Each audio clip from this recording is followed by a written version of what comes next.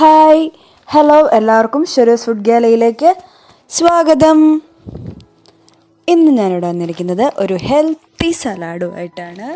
റൈത്ത സലാഡല്ല, റൈത്ത.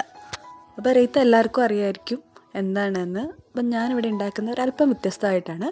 അപ്പോൾ അതിന് വേണ്ട സാധനങ്ങൾ: നമ്മുടെ കുക്കുംബർ ഒരു 1/4 കപ്പ് ഇതുപോലെ സ്ക്വയറായിട്ട് ചെറുതായിട്ട് അരിഞ്ഞ്, പിന്നെ ക്യാപ്സിക്കം അതും ഒരു 1/4 കപ്പ് ചെറുതായിട്ട് തന്നെ, രണ്ടും സ്ക്വയറായിട്ട് അരിയുക, ചെറിയ സ്ക്വയറായിട്ട്. ശേഷം അധികം പുളിയില്ലാത്ത തൈര്, പിന്നെ ഒലിവ് ഓയിൽ 1 ടീസ്പൂൺ, ഉപ്പ് ആവശ്യത്തിന്, കുരുമുളക് പൊടി ഒരു 1/4 ടീസ്പൂൺ. അത്രയും സാധനങ്ങൾ മതി.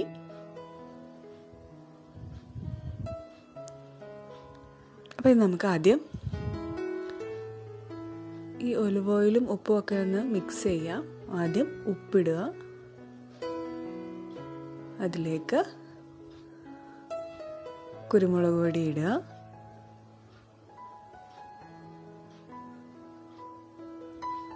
നമുക്കിനി ഈ ഒലിവ് ഓയിലും കൂടെ അതിൽ ചേർക്കാം.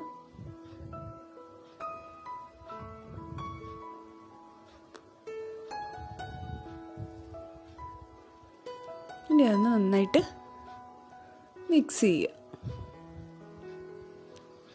ഇപ്പോൾ ഒരു കാര്യം കൂടെ പറയട്ടെ, ഇതുവരെ ചാനൽ സബ്സ്ക്രൈബ് ചെയ്തിട്ടില്ലാത്ത കൂട്ടുകാർ സബ്സ്ക്രൈബ് ചെയ്യുക, നിങ്ങളുടെ ഫ്രണ്ട്സിനും ഫാമിലിക്കൊക്കെ ഷെയർ ചെയ്യുക, നിങ്ങളുടെ അഭിപ്രായങ്ങൾ കമൻറ്റ് ബോക്സിലിടുക. ഓക്കെ, അപ്പോൾ ഇതുപോലെ നന്നായിട്ട് മിക്സ് ചെയ്തെടുക്കണം. കണ്ടില്ലേ? ഇതിലേക്ക് നമ്മൾ അരിഞ്ഞു വെച്ച കുക്കുംബർ, സലാഡിന് എടുക്കുന്ന വെള്ളരി ഇല്ലേ, അതാണ് കേട്ടോ ഉപയോഗിക്കുന്നത്. അത് ഇടുക, മിക്സ് ചെയ്യുക.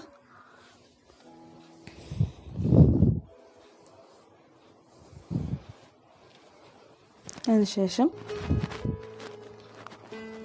ക്യാപ്സിക്കം ഇടുക. ഇത് നന്നായിട്ട് മിക്സ് ചെയ്ത് കൊടുക്കുക. എല്ലായിടത്തും ഈ ഒലിവ് ഓയിലും നമ്മളിട്ട ഉപ്പും കുരുമുളകും പിടിക്കണമല്ലോ.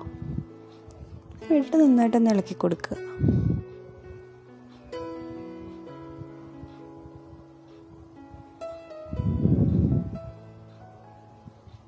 ഇനി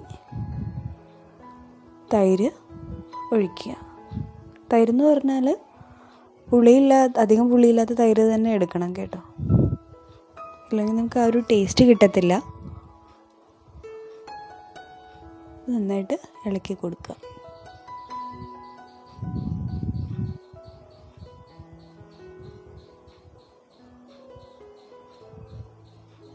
നമുക്ക് ചപ്പാത്തിയുടെ കൂടെയോ ചോറിൻ്റെ കൂടെയൊക്കെ സൈഡ് ഡിഷായിട്ട് നമുക്ക് ഉപയോഗിക്കാം.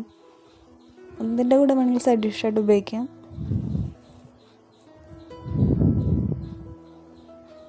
ഇനി ഇങ്ങനെ കഴിക്കാൻ ഇഷ്ടമുള്ളവർക്ക് ഇങ്ങനെയും കഴിക്കാം കേട്ടോ. ഇതുപോലെ കഴിക്കുമായിരുന്നു. ഓക്കെ, ഇപ്പം നമ്മുടെ റൈത്ത റെഡിയാണ്. നിങ്ങളെല്ലാവരും ട്രൈ ചെയ്ത് നോക്കുക, നിങ്ങളുടെ അഭിപ്രായം അറിയിക്കുക.